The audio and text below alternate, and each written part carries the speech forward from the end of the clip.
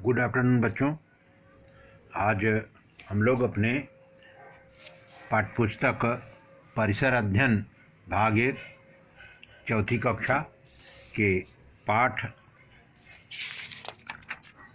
हमारे व्यक्तित्व का विकास, इसके पहले बच्चों हम लोगों ने इस पाठ का कुछ अंश जो है पढ़ लिए हैं और हमारे व्यक्तित्व के विकास में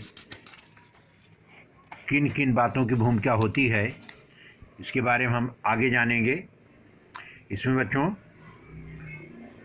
जैसा कि तुम लोग जानते हो कि तुम्हें अपने सहपाठी मित्र या सहेली से भी तमाम चीज़ें सीखने को मिलती हैं। उसमें से कुछ बातें तुम लोगों को पसंद आती हैं, कुछ बातें जो है पसंद नहीं आती हैं। तो अपनी कॉपी पर जो भी तुम्हारे मित्र या सहेली हैं उनकी कौन सी बातें तुमको पसंद हैं उसे लिखो और कौन सी उनकी बातें तुम्हें पसंद नहीं हैं उसे भी लिखो। तो बच्चों तुम्हें अपने सहपाठी मित्र या सहेली की कौन सी बातें पसंद हैं, कौन सी बातें पसंद नहीं हैं, तुम्हें अपने मित्र या सहेली को कौन सी बातें सिखाने की इच्छा होती है, यह भी जो है तुम लिखो। तो तुम्हें यह ज्ञात होगा कि हम कौन सी अच्छी अच्छी चीज़ें अपने मित्रों से, अपनी सहेलियों से सीखते हैं और कौन कौन सी ऐसी चीज़ें हैं जो कि हम अपने मित्रों अथवा सहेलियों से मना करते हैं कि ये आदत तुम्हारी ठीक नहीं है।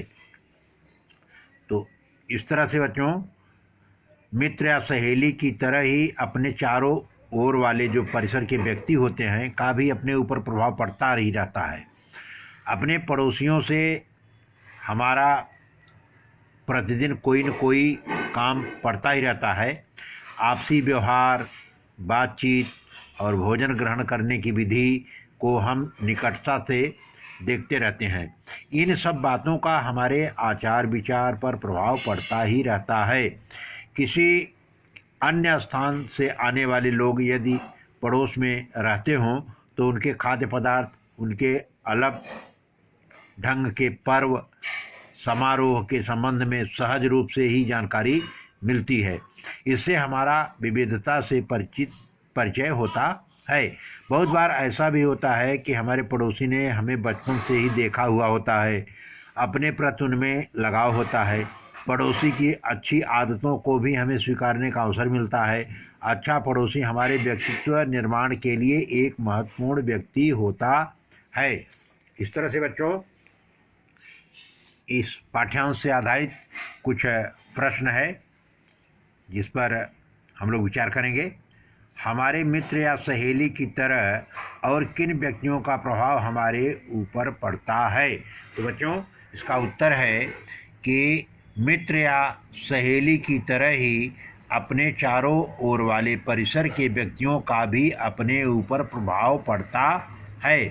प्रश्न नंबर 2 है, कोई न कोई काम प्रतिदिन हमें किससे पड़ता रहता है?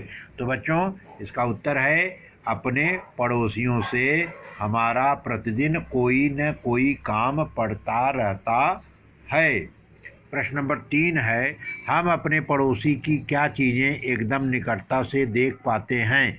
तो बच्चों इसका उत्तर है आपसी व्यवहार, बातचीत और भोजन ग्रहण करने की विधि को हम अपने पड़ोसी से निकटता से देख पाते हैं।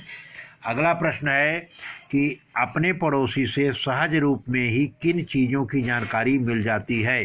तो बच्चों इसका उत्तर है कि हमें अन्य स्थान से आने वाले लोग यदि पड़ोस में रहते हों तो उनके खाद्य पदार्थ, उनके अलग ढंग के पर्व तथा समारोह के संबंध में सहज रूप से ही जानकारी मिल जाती है।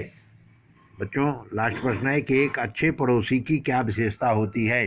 तो इसका उत्तर है अच्छा पड़ोसी हमारे व्यक्तित्व निर्माण के लिए एक महत्वपूर्ण व्यक्ति होता है। तो बच्चों इन प्रश्नों का उत्तर अपनी नोटबुक पर साफ साफ लिखो और उसका फ़ोटो खींचो और फ़ोटो खींच करके हमारे नंबर पर भेजो जिससे हम देख सकें कि तुमने इस पाठ्यांश को कितना सुंदर ढंग से समझ सके हो। धन्यवाद।